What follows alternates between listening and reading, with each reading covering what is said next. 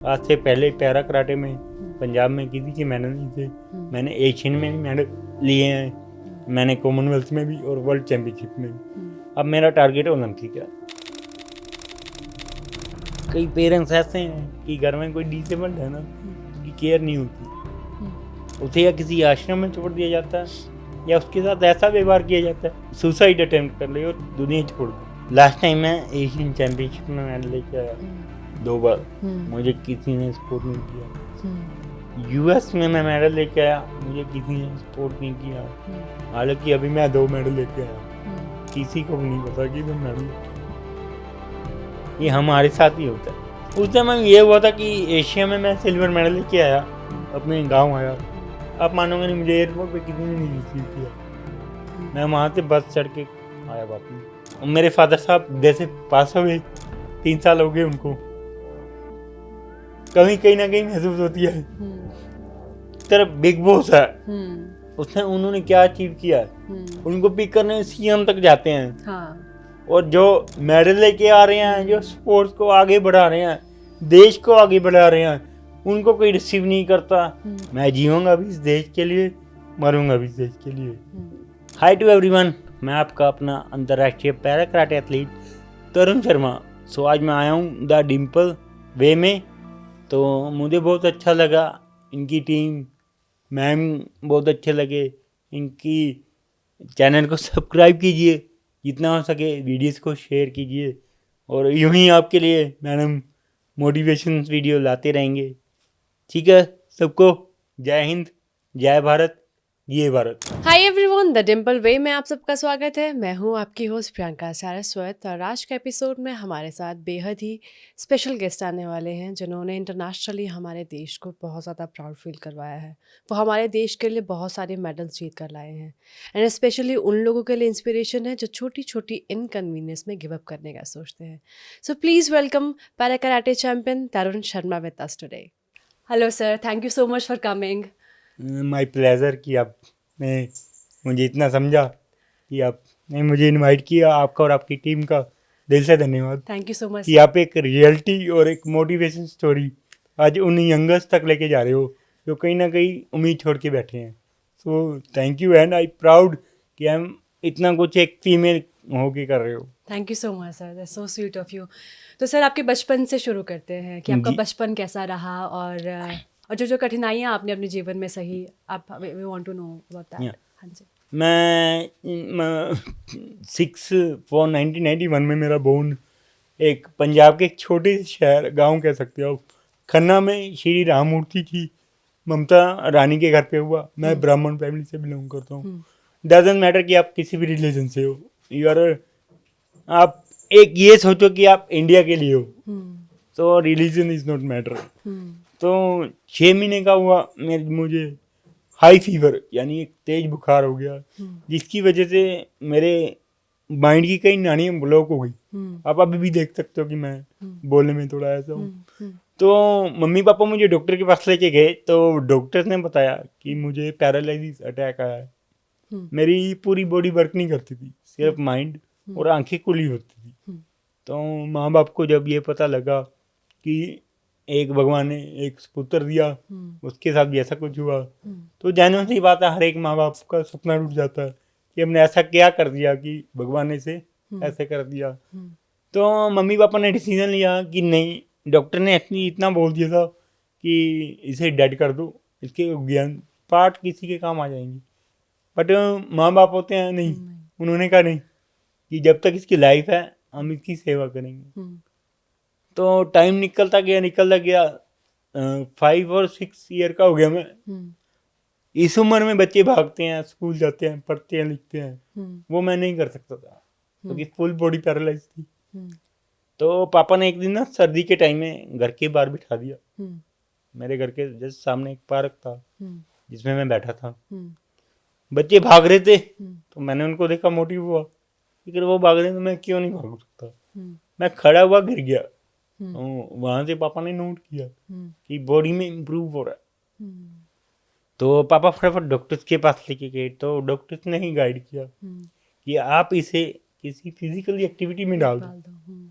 तो पापा मुझे ग्राउंड ले गए कि वहाँ पे मेरी मुलाकात मेरे कोच का नाम मिस्टर राजेश कुमार जोशी। हम्म, वो कहते हैं ना कि अगर आपकी फैमिली के बाद आपका कोई है हम्म, तो कोच है, हम्म, क्योंकि उसने आपको उस उपलब्धि तक लेके जाना है हम्म, जिधर तक आप सोच नहीं सकते। हम्म, तो मैं दिल से धन्यवाद करता हूँ मेरे कोच का हम्म, कि उनकी वजह से आज मेरा इतना नाम है। हम्म, तो उन्होंने मेरे फादर साहब को बोला कि हम इसे ट्राई करते हैं, हम्म, अगर ये चलने लग गया तो आने वाला फ्यूचर इसका ब्राइट है। हम्म, तो वहाँ पे ना ग्राउंड में पौड़ियाँ बनी हुई हैं, हम्म, तो वहाँ पे मैं गया, मेरे कोच साहब ने मुझे एक एक हाथ रख के पौड़ी पे चलने की शुरुआत करवाई। हम्म, तो पहले मैं एक एक कदम चलता था, फिर 2 हो गए, फिर 1600 मीटर हम्म, मैंने शुरू कर दिया भागना। हम्म, 2002 में मैंने पहला टूर्नामेंट खेला। मेरी बॉडी ना कांपती होती थी हम्म, पत्ते की तरह, हम्म, बैलेंस नहीं होता था। हम्म, तो जब मैंने टूर्नामेंट खेला मेरे कोच ने मुझे इतनी ट्रेनिंग दी, हम्म। तो उस जितना मुझे ज्ञान हुआ। कराटे ही तब से सीख रहे थे हाँ, आप? मैं 6-7 साल से कराटे शुरू कर दिए थे। तो वो सजेशन किसने दिया आपको? वो मेरे सजेशन था अच्छा। क्योंकि पापा ग्राउंड लेके गए तो वहाँ पे कराटे चल रहे थे, हम्म, तो मैंने पापा को इशारा किया कि ये गेम करूँगा, हम्म, क्योंकि लोग डरते होते थे कि नहीं कराटे में चोट लगेगी। हम्म, बट ऐसा कुछ नहीं है, karate is safe game now become part for Olympic hmm, para Olympics. Hmm, तो आप इसमें पार्टिसिपेट कर सकते हो, ऐसा कुछ नहीं है। हम्म, कराटे की वजह से आज मुझे लाइफ मिली है, हम्म, नहीं तो मुझे कौन जानता था। हम्म, तो टाइम बीतता गया, 2002 और 2004 में मैंने टूर्नामेंट में पार्टिसिपेट करना शुरू किया। तो मुझे अभी भी याद है कि मेरे डिस्ट्रिक्ट लेवल का टूर्नामेंट था हम्म। जिसमें मैंने पहला मेडल लिया, और वो दिन है और आज का दिन है मैं उस खुद ही अचीव कर रहा हूँ। उस टाइम उम्र कितनी थी आपको जब पहला आपने उस टाइम मैं 2002 में वही 12-13 साल का रहा हूँ, हम्म, क्योंकि स्टडी नहीं करी थी। Hmm, but now I am educated, hmm, I am pass out in graduation hmm, and बीलीड का कोर्स किया हुआ मैंने। हम्म, वर्ल्ड कराटे कोच की डिग्री है मेरे पास। हाँ, I am a 4th and black belt hmm, for national, hmm, और कई अचीवमेंट्स हैं हम्म, जो मैं आज हासिल करके बैठा हूँ। हम्म, फिर उसके बाद टाइम निकलता गया। 2014 में मैंने फर्स्ट नेशनल खेला जिसमें मेरा सिल्वर मेडल आया, हाँ, और उसके बाद फिर इंटरनेशनल का दौर शुरू हो गया। हम्म, तो आज हो गए 10-12 साल हो गए।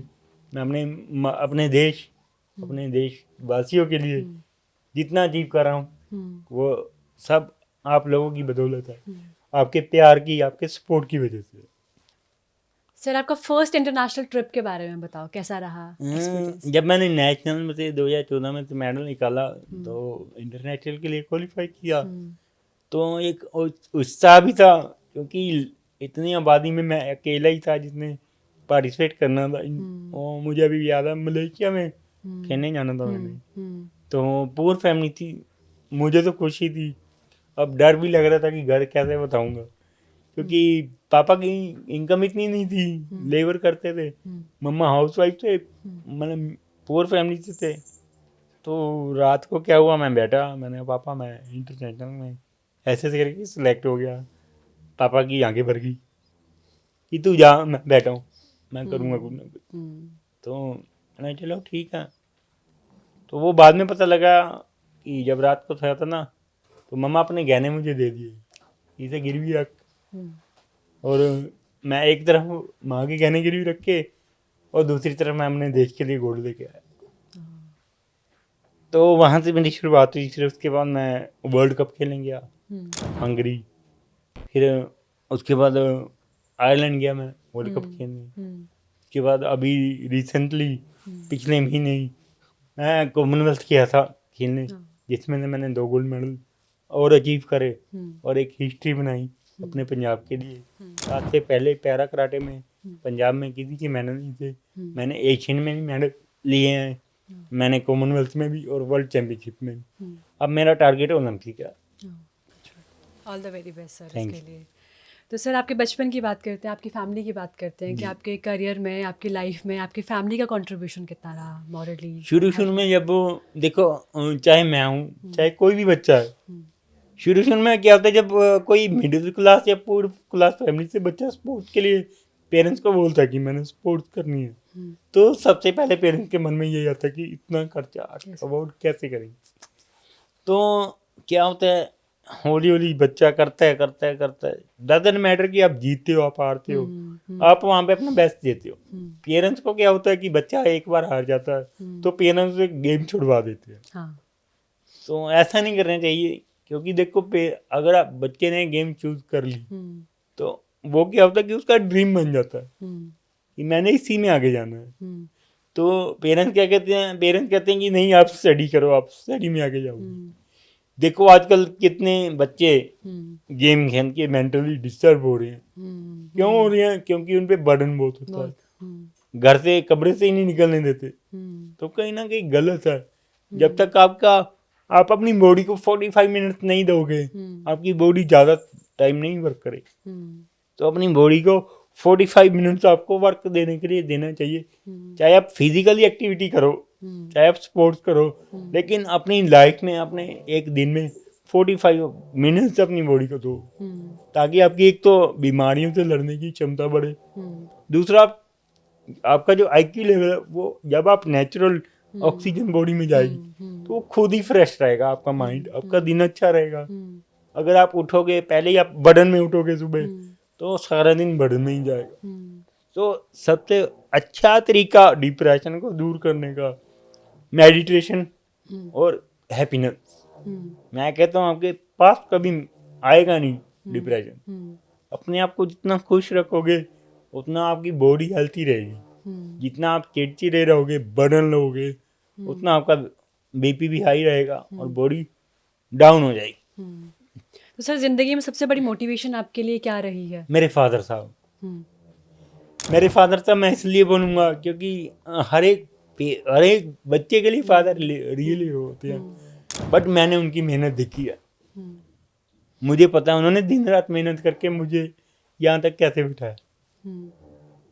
तो मेरे फादर साहब जैसे पास हो गए, 3 साल हो गए उनको, कहीं ना कहीं महसूस होती है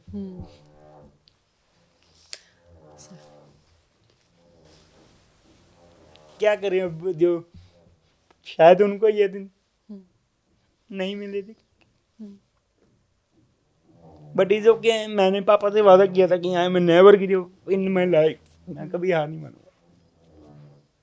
लोग जितना देखो, लोगों का ये है कि लोग कई अच्छे भी हैं, कई बुरे भी हैं, डजंट मैटर।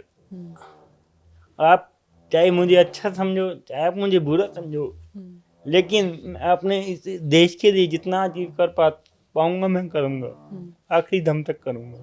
और अपने ही देश से ऐसे प्लेयर बनाऊंगा कि लोग याद रखेंगे कि ये तरुण के प्लेयर हैं जो आज भी अचीव कर रहे हैं। तो सर इस टाइम पर जो आपने बचपन और अभी तक की जर्नी में आपके फ्रेंड्स का कितना सपोर्ट रहा आपको, आपके कोचेस का कितना सपोर्ट रहा एंड रिलेटिव्स? मैं एक रियलिटी बताता हूँ, जो आई एम सॉरी मैं डिसेबल्ड, जो डिसेबल्ड होते हैं ना उनके फ्रेंड्स नहीं होते। आजकल की जनरेशन डिसेबल्ड को पसंद नहीं करती, वो उनको बोझ मानती है। कई पेरेंट्स ऐसे हैं कि घर में कोई डिसेबल्ड है ना, उसकी केयर नहीं होती, उसे या किसी आश्रम में छोड़ दिया जाता है या उसके साथ ऐसा व्यवहार किया जाता है कि वो खुद ही इतने मजबूर हो जाते हैं कि हम सुसाइड अटेम्प्ट कर ले और दुनिया छोड़ दें। अब मैम इसमें हमारा तो कोई कसूर नहीं है ना, जैसे हमने भगवान ने पैदा किया हम वैसे पैदा हुए, हम भी वो खाते हैं जो आप खाते हो, हम भी वही कपड़े डालते हैं जो आप डालते हो, हम भी वही एजुकेशन करते हैं जो आप करते हो, तो हमें फ़र्क क्या रह गया? तो मैं यही सभी पेरेंट्स से यही रिक्वेस्ट करूँगा कि आप उनको बोझ मत समझो। जैसे मेरे पेरेंट्स ने मुझे बोझ नहीं समझा, मुझे कुछ करने के लिए आगे प्रेरित किया और मैं अचीव कर रहा हूँ, तो मैं भी यही अपील करूँगा कि पेरेंट्स दैट्स लाइक नोट, उनको डिसेबल्ड ना समझे, उनको गॉड गिफ्टेड समझे। अब कई बच्चे ऐसे हैं जो सब कुछ करके बैठे हैं, कई इतने अच्छे IPS IAS लगे हैं डिसेबल्ड, गवर्नमेंट जॉब पे भी बैठे हैं। बट इंडिया में मैं यही कहूँगा कि प्लीज़ अगर आप किसी डिसेबल्ड की हेल्प करते हो, उसे किसी बिजनेस के लिए बिजनेस खोल के दे दो। मैं ये नहीं कहूँगा कि कोई डिसेबल्ड भीख मांग रहा है, वो गलत है। आप भीख मांग रहे हो, भीख मांगना गलत है, मैं मानता हूँ, और हम उसे उत्साहित कर रहे हैं। हम्म, आप उसे 10 रुपए दे रहे हो, हम्म, आप वही अगर उसे पानी की बोतल दे दो, रोड पे बिठा दो, हम्म, उसका एक बिजनेस बन जाएगा। हम्म, उसे भीख मांगने की जरूरत नहीं पड़ेगी टीचर बिल्कुल को। सही। हम्म, तो मैं यही कहूँगा कि जितनी हेल्प कर सकते हो आप करो, डिसेबल्ड को बोझ ना समझो। सर आपकी अपनी कराटे एकेडमी है, उसके बारे में बताइए। जी, मेरी एक अकेडमी है, तरुण कराटे नाम से अकेडमी। मैंने अपने टाउन में एक फ्री सेवा खोली है, हम्म, जिसने मेरी help Vardhman steel mill Ludhiana वो हम्म, कर रहा है। हम्म, उसमें क्या है, उसमें ना गर्ल्स हैं हम्म, जो free of cost karate training कर रही हैं। हम्म, मैं एक सरकारी स्कूल में जाता हूँ, हम्म, यहाँ पे उनको फ्री में ट्रेनिंग देता हूँ। हम्म, और वो ऐसे बच्चे हैं जो फाइनेंशियली कंडीशन की वजह से सपोर्ट नहीं कर सकते थे, बट वो आज सपोर्ट कर रहे हैं हम्म, बिना पैसे दिए, हम्म, क्योंकि आजकल ट्रेनर्स की फीस ही बहुत है। बहुत है। कई बच्चे ऐसे हैं जो दिहाड़ी, जिसके पास पेरेंट्स दिहाड़ी करते हैं, लेबर करते हैं। कई बच्चे ऐसे हैं जिनके पेरेंट्स ही नहीं है, तो मैं ऐसे बच्चों की हेल्प करता हूँ।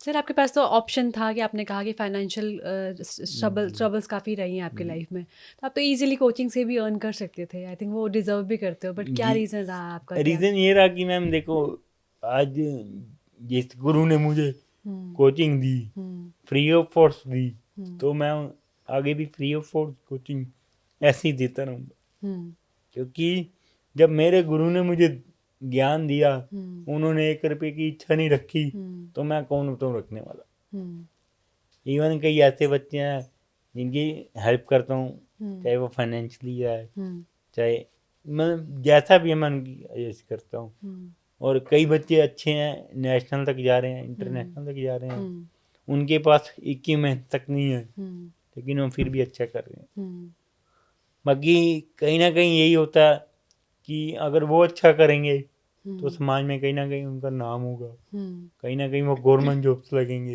अभी एक बच्चा मेरे साथ भी आया है, हम्म, तो वो अभी नेशनल खेल के आया है। हम्म, अभी कल ही टूर्नामेंट हुआ है गर्ल्स का, हम्म, 8 गर्ल्स ने पार्टिसिपेट किया, हम्म, 8 के 8 मेडल आए हैं, हम्म, और वो अब डिस्ट्रिक्ट लेवल की तैयारी कर रहे वाह। तो सर आपका सोशल मीडिया पे भी बहुत ज़्यादा फॉलोअर्स हैं, तो हैं। उसमें ऑब्वियस है कि आपको एड्स एंड ऑल बहुत ज़्यादा ऑफर्स आते होंगे, जी तो मैम, आप कैसे चूज़ मैं करते हो। एक आपको बात आपकी क्लियर ही कर देता हूँ हम्म, कि ना मैं मतलब बैटिंग ऐप्स को मैं प्रमोट नहीं करता, मैं ऐसी चीज़ को प्रमोट नहीं करता हम्म, जिससे यंगर्स में हम्म, उन जिसे एक जहर बोला जाता है हम्म, वो फैले, और वो कहीं ना कहीं बीमार पड़े और इस दुनिया को छोड़ दें। हम्म, तो मैं ऐसी चीज़ों को प्रमोट नहीं करता। हम्म, मैं ऐसी चीज़ों को प्रमोट करता हूँ जैसे कल्चर एक्टिविटीज़ होगी, स्पोर्ट्स में कुछ कुछ बच्चे अच्छा कर रहे हैं हम्म, बट उनको गवर्नमेंट नहीं सपोर्ट करती, मैं ऐसी चीज़ों को सपोर्ट करता हूँ। मैं ऐसी चीज़ों को सपोर्ट करता हूँ जो बच्चे समाज के लिए कुछ अच्छा करने के लिए आगे बढ़ रहे हैं, मैं उनको पुश करता हूँ। सर आपको कितना लगता है कि सोशल मीडिया पे या सोशल लाइफ में भी जो लोग आपकी तरह इन्फ्लुएंसर हैं, उनको इतना रिस्पॉन्सिबल होने की कितनी ज़्यादा ज़रूरत है। देखिए मैम, अगर उनको देख के ही, हम्म, देखिए अभी मेरे तो फॉलोअर्स कम है, लेकिन कई ऐसे हैं जिनके 10-10 मिलियन है। हम्म, अगर वो चाहें तो वो अपने आसपास के एरिया में यंगर्स के लिए, जैसे गरीब बच्चों के लिए हम्म, ट्यूशन्स रख दी, हम्म, गरीब बच्चों के लिए स्पोर्ट्स के लिए इक्विपमेंट्स दे दिए, हम्म, उनकी फीसिस के लिए हेल्प कर दी, हम्म, तो वो सब कुछ कर सकते हैं, हम्म, अच्छा मैसेज दे सकते हैं। हम्म, बट आजकल वो नहीं हो रहा है। हम्म, अब कई, मैं कहना नहीं चाहूँगा सभी बहनें हैं, हम्म, कई बहनें ऐसे हैं कि हम्म, नाचपना करती हैं और गलत मैसेज देती हैं। हम्म, अगर वही आप अच्छा कल्चर को प्रमोट करो, हम्म, मैं ये नहीं कहता कि आप किसी अपने कल्चर को प्रमोट करो, हम्म, धर्म सबके लिए एक है, हम्म, जरूरी नहीं है कि आप एक ही धर्म को प्रमोट करो। हम्म, मैं हूँ, मेरा कोई धर्म नहीं है, मैं पहले भी यही कहता था, मेरा धर्म जिस दिन मैंने ये तिरंगा लिया था ना, उस दिन मेरा धर्म एक ही था, हिंदुस्तान। हम्म, उस दिन मेरी कास्ट एक ही थी, हिंदुस्तान। हम्म, मैं जीऊँगा भी इस देश के लिए, मरूंगा भी इस देश के लिए।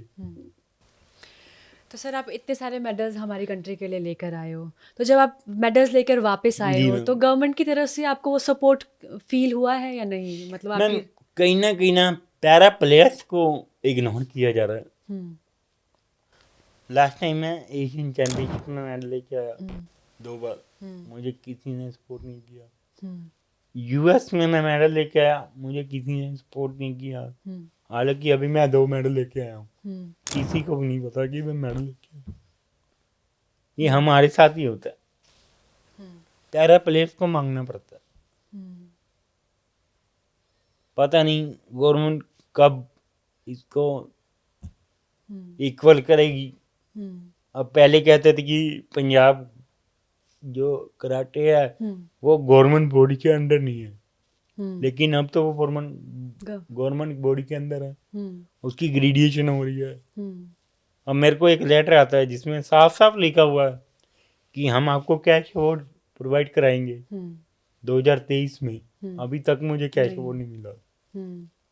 तो सर इस वजह से कभी आपको ऐसा भी लगा कि मुझे छोड़ देना चाहिए स्पोर्ट्स, क्योंकि हर बार आपको आप इतना करके भी आते हो, फिर उसके बाद आपको फील होता है कि आपको रिकग्निशन नहीं क्योंकि मिल रही, मैम मांगना देखो पड़ रहा है। क्योंकि मैम अगर मैं आज मैं टूट गया ना हम्म, तो वो लाखों नौजवान टूट जाएंगे, हम्म, वो कहाँ जाएंगे? हम्म, क्योंकि आप लोग ही मेरी हम्म, शक्ति को बढ़ाते हो, हम्म, आप मुझे सपोर्ट करते हो, हम्म, तभी मैं आगे बढ़ता हूँ। हम्म। और अगर मैं ही टूट गया तो जेन्युइन सी बात है कि यंगर्स कहीं ना कहीं टूट जाएंगे। तो सर आपको ऐसे मोमेंट्स आए जब आप, तो कैसे उठे हो आप गिर के उसके बाद? मैम कई एक बार तो मैंने ऐलान भी कर दिया था कि मैं आज के बाद खेलूंगा नहीं, संन्यास ले लूंगा। क्या हुआ था उस समय? उस समय ये हुआ था कि एशिया में मैं सिल्वर मेडल लेके आया, हम्म, अपने गांव आया। हम्म, आप मानोगे नहीं, मुझे एयरपोर्ट पे किसी ने नहीं रिसीव किया। हम्म। मैं वहां से बस चढ़ के आया वापिस। और वही आप देखोगे कि अगर कोई कॉन्टेस्ट जीत के आता है, बिग बॉस जीत के आता है, उनकी किस तरह से सेलिब्रेशन की तो जाती है वही यहाँ? है ना मैम, देखो एक तरफ बिग बॉस है, हम्म, उसने उन्होंने क्या अचीव किया है, हम्म, उनको पिक करने सीएम तक जाते हैं। हाँ, और जो मेडल लेके आ रहे हैं, जो स्पोर्ट्स को आगे बढ़ा रहे हैं, देश को आगे बढ़ा रहे हैं, उनको कोई रिसीव नहीं करता। मैम वर्ल्ड में मेडल लेने छोटी मोटी बात नहीं है, वर्ल्ड में मेडल लेना। ऑब्वियसली सर, मैं ऑब्वियसली। हिस्ट्री बना के बैठा हूँ, मुझे तो कोई मिलने नहीं आया।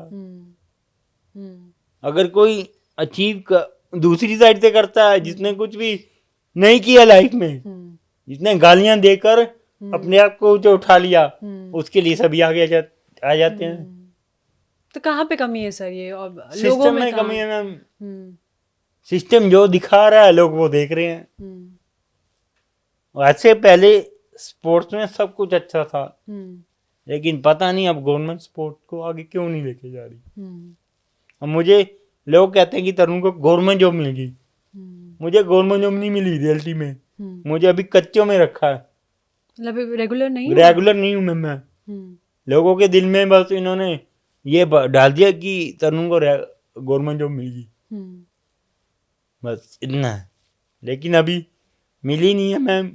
12,500 सैलरी है, अब पता नहीं पक्का करेंगे भी कि नहीं, लेकिन मैं मजबूर हूँ क्योंकि मैंने घर चलाना है, इसलिए मैं वहाँ कर रहा हूँ। सर सरकार से क्या डिमांड है आपकी, क्या चेंजेस चाहते हो अभी आप अपने चेंजेस मैम यही चाहता हूँ कि पैरा प्लेयर्स के साथ ना धक्का ना करें। जो उनका राइट्स है, जो उनको मिलना है, जो उन्होंने अचीव किया है, उसकी तो कदर करें। अब मैं मेरे सिर पे मेरे फादर साहब नहीं है, लेकिन मैं फिर भी लगा हूँ कि कहीं ना कहीं गवर्नमेंट मुझे सुनेगी और जल्दी मुझे कहीं ना कहीं मुझे रेगुलर भी करेगी।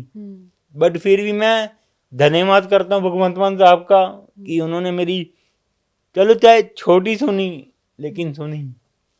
मेरा ही घर का चूल्हा जल रहा है, मेरे एमएलए साहब का, डीसी मैम का, जिन्होंने मुझे आज एक सीट पे बिठा दिया है। बाकी अब यही नहीं पता कि वो कब पक्की होगी। बाकी लगा हुआ हूँ, पीसीएस की तैयारी कर रहा हूँ, अभी जॉब से निकली है, तो अब देखते हैं उसमें हाथ मार के। तो सर आपको फाइनेंशियल आपको आई थिंक डेप्ट भी रहा है, तो आपको आर्टिस्ट कम्युनिटी ने बहुत आपको हाँ जी मैम, हेल्प किया आर्टिस्ट ने और कबड्डी प्लेयर्स ने और एनआरआई ब्रदर्स ने मेरे को बहुत सपोर्ट किया है। मैं उन सबका दिल से धन्यवाद करूंगा जिन्होंने 1 रुपए की भी मुझे हेल्प की है। बट अब मैं किसी से हेल्प नहीं ले रहा हूँ, उल्टा मैं यही बोलता हूँ उनकी हेल्प करो जिनको एक्चुअल में नीड है। मेरी नीड पूरी हो चुकी है मैम। हाँ, कभी अगर जाना होता है कहीं तो मैं कई एसोसिएशन को बोल देता हूँ, मेरी मदद कर देते हैं। डेफिनेटली करते हैं, क्योंकि मैंने अपने देश के लिए किया है। उन लोगों के लिए किया है। मैम हम जब रिंग में उतरते हैं ना, हम अकेले नहीं उतरते, वो 130 करोड़ की आबादी हमारे कंधों पे होती है। वहाँ मैं अकेला नहीं होता, वहाँ वो लोग भी खेल रहे होते हैं मैम। अगर वहाँ हारते हैं तो हम अकेले नहीं हारते। बस मेरा यही मोटिव है कि गवर्नमेंट सपोर्ट करे, एक गेम को ना लेके चलें। मैं गेम के प्रति किसी के खिलाफ नहीं हूँ, लेकिन ये गेम को ही आप प्रमोट करोगे तो और गेम्स वाले कहाँ जाएंगे। यहाँ पे क्या होता है कि अगर आप अब आपकी पावर है, आपको लेने 50 गाड़ियाँ आएंगी, मेरे जैसे गरीब को कोई नहीं लेने आता। तो मैं इस सिस्टम को बदलना चाहता हूँ। सर, अगर आप स्पोर्ट्स मिनिस्टर बनते हैं तो क्या चेंजेस करेंगे? वैसे आप मैं सब कुछ मैं इक्वल करता। अगर शायद मैं बन भी जाऊं तो मैं किसी के साथ ना इंसाफी ना करता। मैं दोनों को इक्वल करने की कोशिश करता। एक गेम के पीछे नहीं लगते, सभी के कैश अवार्ड बराबर होते, सभी को एक ही दर्जा मिलता। आपका कैश अवार्ड भी डिफरेंट होता है क्या? बहुत मैम डिफरेंट होता है। अभी न्यू पॉलिसी आई है, उसमें बहुत डिफरेंट है कैश अवार्ड नॉर्मल और डिसेबल्स दोनों। तो ये डिस्क्रिमिनेशन जब दिखता है तो मतलब कैसा फील होता है आपको उस टाइम पे? कि मैम फील यही होता है कि मेरे पास कोई पावर नहीं है, पावर हो तो मैं लड़ूं। मैं गरीब फैमिली से हूँ, 12,500 मेरी तनख्वाह है, उसमें केस लड़ूंगा यार, कोई घर का देखूंगा। तो नॉर्मल जनता ने कितना सपोर्ट किया है आपको इस समय सोशल मीडिया के थ्रू? रियलिटी बताऊं, सोशल मीडिया की वजह से ही मैं लोगों तक गया। मैंने लोगों को रियलिटी दिखाई कि ये कुछ होता है हमारे साथ। बट दिल से धन्यवाद है सबका, सभी एनआरआई ब्रदर्स का। तो सोशल मीडिया के थ्रू ही आपको artist and all, Karan Aujla ने, उन्होंने भी आपको मेरी करण औजला सर ने मुझे कैश नहीं दिया, बट उन्होंने मेरे बैंक लोन जो था, मेरा घर गिरवी था, उन्होंने भी मेरी मदद की 9 लाख रुपए की। और उनका ही सबसे दिल से धन्यवाद है। हालांकि मैं अभी तक मिला नहीं उनसे, लेकिन जब उन्होंने एक बात कही ना कि ये ड्यूटी मेरी उस भगवान ने लगाई है, तो इधर से पता लगा कि वो कितने डाउन टू अर्थ हैं। उसके बाद एक भैया और हैं जिन्होंने मुझे लाख रुपए की हेल्प की थी, और एनआरई ब्रदर्स हैं जिन्होंने 11,000 ऐसे मतलब इंडिया के भी कई हैं जिन्होंने मेरी मदद की। और पिछले 4 साल से वर्धमान स्टील मिल लुधियाना और मेरी मदद कर ही रहे हैं। तो बात करते हैं आपकी गेम की। जब आप कोई गेम जीतते हो और देखते हो कि सामने तिरंगा सबसे टॉप पर आता है, तो वो वाला फील कैसा होता है एज अ स्पोर्ट्स पर्सन जब आप इंडिया को रिप्रेजेंट कर रहे हो? मैम वो फील ऐसे होता है कि जब आप जाते हो, जब आपका नाम अनाउंस होता है ना कि Tarun Sharma from India win for gold medal, तो वो फीलिंग अलग होती है। उस टाइम पता लगता है कि मैं 133 करोड़ लोगों में से अलग हूँ जिसने इतना अचीव किया। बट वहाँ की खुशी वहीं रह जाती है जब इंडिया आते हैं। कोई नहीं पूछता मैम। इधर स्पोर्ट्स मिनिस्टर से मिलने को के लिए भी कम से कम नहीं 20-30 दिन लग जाते हैं। ये हमारी वैल्यू है। ऐसे लगता है अचीव तो उन्होंने किया, हमने तो कुछ किया ही नहीं है देश के। सर रियली होप कि जो आप ये पॉडकास्ट कर रहे हैं और जितने भी आपने अभी तक इंटरव्यूज दिए उनके थ्रू आपकी आवाज़ गवर्नमेंट तक पहुंचे और लोगों तक पहुंचे। देखिए हम लोगों को मैं यही कहूँगा कि अपने हक के लिए लड़ें। आप तब दब जाते हो जब आप डर जाते हो। देखो अब मेरे को, मैं आपसे, चलो आप मेरे सिस्टर हो, आपसे मैं 2 सवाल पूछूंगा। कंप्यूटर बनाया किसने? हम लोगों ने। टेक्नोलॉजी लाने वाला कौन है? हम लोग। हम सब कुछ कर सकते हैं लेकिन करते नहीं। कहीं ना कहीं हम पीछे रह रहे हैं। इसका रीजन यही है कि हम डरते हैं। डरना क्यों? जब तुम अपने लिए नहीं लड़ सकते तो दूसरों के लिए, अपने परिवार के लिए क्या लड़ोगे आप? आपके पास राइट है, उन राइट को यूज करो। अगर आपको नहीं पता, आप किसी वकील के पास जाओ, वो आपको आपके राइट बताएगा। अब हमारे राइट्स हैं, मुझे मेरे राइट्स का पता है। अब मैं एक एनजीओ भी शुरू कर रहा हूँ जल्दी, फीमेल्स के लिए, ताकि जो गरीब गर्ल्स हैं उनकी सपोर्ट कर सकूँ, उनको ऊपर तक लेके जाऊँ जिधर तक वो जाना चाहते हैं। सर लड़कियों के प्रति आपका ये सेंटिमेंट कैसे डेवलप हुआ कि that you want to empower them? Ma'am देखो, एक डिसेबल्ड गर्ल्स को ये आज का नहीं, ये बहुत टाइम से दबाया जा रहा है। आज के टाइम में देखो कितना माहौल खराब है, और नई नई न्यूज आती है कि आज इस बहन के साथ रेप हो गया, आज इस बहन के साथ रेप हो गया। रेप के रीजन क्या है? डर। आप लड़का देखते हो आंखें नीचे हो जाती हैं, फीमेल लड़के को देखती हैं आंखें नीचे कर लेती हैं। क्यों डरते हो तुम? आंखों में आके डालो, शेरनी की तरह मारो धाड़। हमारे पंजाब में क्या होता है कि पुराना कल्चर है, कई गांव में लड़कियों को घर से नहीं निकलने देते, डरते हैं। अभी भी है गांव में, बिल्कुल। शायद कई गांव में हो सकता है, बट मैं उन डर को चेंज करना चाहता हूँ कि गर्ल्स भी वो कर सकती हैं जो आप कर सकते हो। तो उनके पेरेंट्स को कैसे कन्विंस करते हो आप? मैम उनके पेरेंट्स को जब वो उनको पता लगता है कि ये मार्शल आर्ट्स गेम है, तो मैं उनको यही कहता हूँ कि आपकी बेटी लाइफ टाइम सेफ रहेगी। जो कराटे में वो इतने से है, सिर्फ किक, पंच और मैक्सिमम स्पीड है।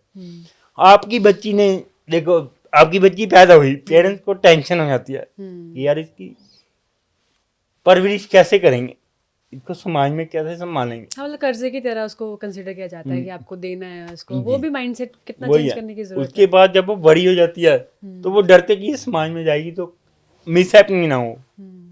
तो उस मिस हैपनिंग को दूर करने के लिए हम मार्शल आर्ट्स में आते हैं, ताकि वो मार्शल आर्ट्स की गुण सीखे, टेक्निक सीखे। कल को वो कॉलेज में जाती है, वो अपने आप को सेव कर सके, उससे फाइट कर सके। मैरिज होगी, ससुराल में जाए, ससुराल में आपको पता है दहेज के प्रति कितना कुछ सहना पड़ता है, बट अगर वो पहले ही प्रोफेशनल होगी तो वो क्या डरेगी वहां। तो वो ये चीज वो आपको लाइफ टाइम कवर करती है मैम, ना कि 1 साल किया 1.5 साल किया और खत्म। पर इसी के साथ साथ मुझे आपको नहीं लगता कि पेरेंट्स को ये भी समझाने की ज़रूरत है कि अब जब उनका घर में बेटा पैदा हुआ है तो उसको बचपन से वो अपब्रिंगिंग दे कि लड़कियों की इज्जत करें। वहाँ पे कहीं ना कहीं शायद से कमी है जिसकी वजह से लड़कियों को इतना प्रोटेक्ट करने की ज़रूरत पड़ रही है आज भी इतनी। जी मैम ये तो है, बिल्कुल है। जैसे आप देखो, जैसा वेश वैसा भेष। जैसे आप उनको संस्कार दोगे, अब हम भी लड़के हैं मैम, मेरी 34 ईयर की एज हो चुकी है। आप मेरे टाउन में मेरे बारे में किसी से भी पूछे, हम अगर कंट्रोल कर सकते हैं, हमारी पेरेंट्स ने इतनी इज्जत हमारे को करना सिखाई है, अगर चाहे तो सब कुछ मुमकिन है, अगर नहीं चाहे तो कुछ भी नहीं मुमकिन। पेरेंट्स आजकल अपने बच्चे को टाइम ही नहीं देते हैं। उनको पता क्या है, बस पैसा पैसा पैसा, पैसे के चक्कर में हम अपने बच्चे को अपने हाथ से निकाल रहे हैं। अब मुझे एक बात बताओ, आप सुबह से लेकर शाम तक काम कर रहे हो, संडे आपके पास फ्री होता है, उस टाइम में आप क्या करते हो कि आपको आराम चाहिए, तो आप मशीन थोड़ी ना हो। अब आपका बच्चा है, आपके बच्चे का बर्थडे है, उस दिन भी आप काम पे जा रहे हो, तो बच्चा क्या करेगा? तो पेरेंट्स को अपने बच्चों को टाइम देना चाहिए, टाइम पे उनसे बातचीत करनी चाहिए कि वो कहीं गलत दिशा में तो नहीं जा रहे। यही होता है ma'am.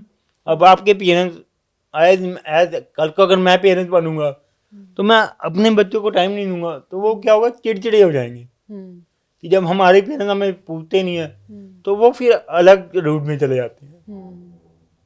So please care for your childs, क्योंकि वही आपके लिए सब कुछ है। आप इतना कुछ कर रहे हो, किसके लिए कर रहे हो? अपने पेरेंट्स बच्चों के लिए ही कर रहे हैं।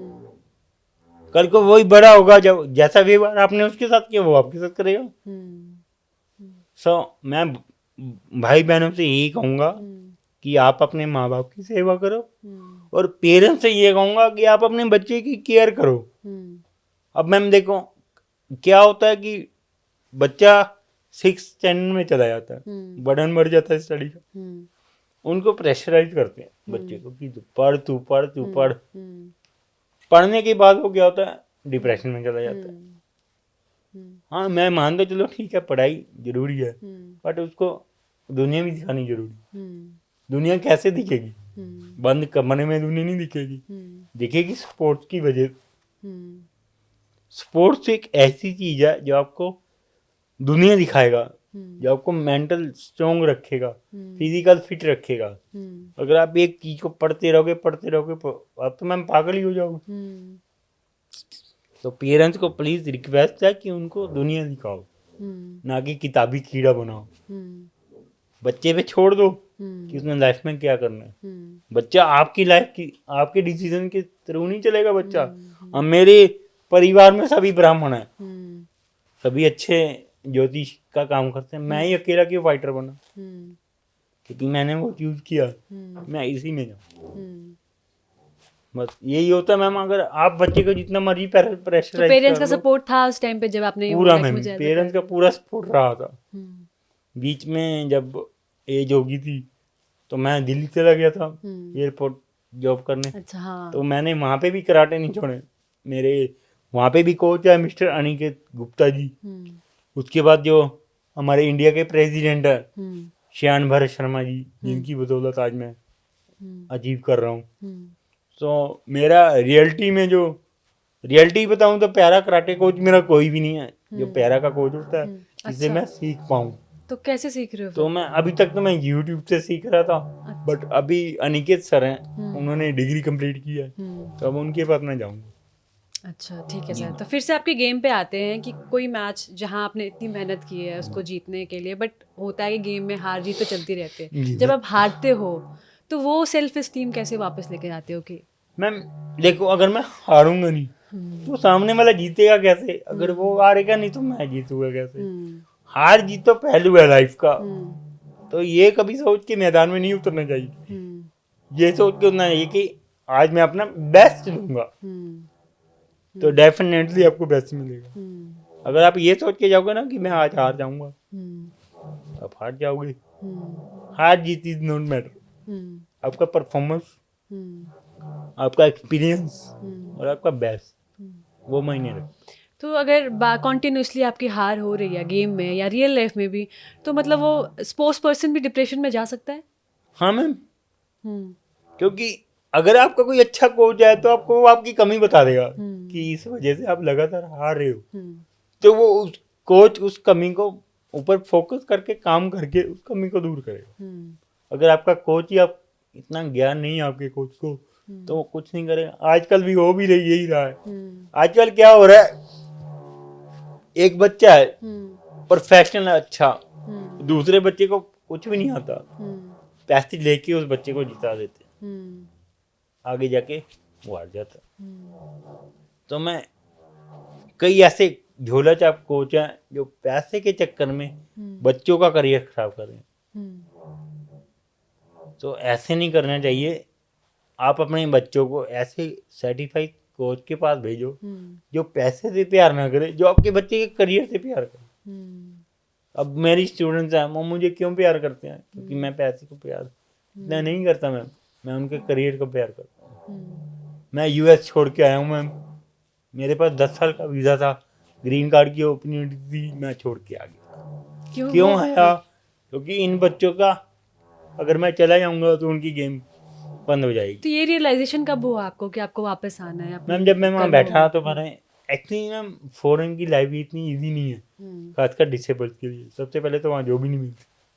अच्छा। इतना बड़ा प्लेयर हो के ना मैंने वहाँ पे हर एक शो पे जॉब मांगी, मुझे किसी ने जॉब नहीं दी। जिस दिन मैंने इंडिया का ड्रेस डाली 100 लोग मेरे पास आ गए वहाँ पे। मैं गुरुद्वारा साहिब में मत्था टेकने गया, बाबा जी की ब्लेसिंग थी।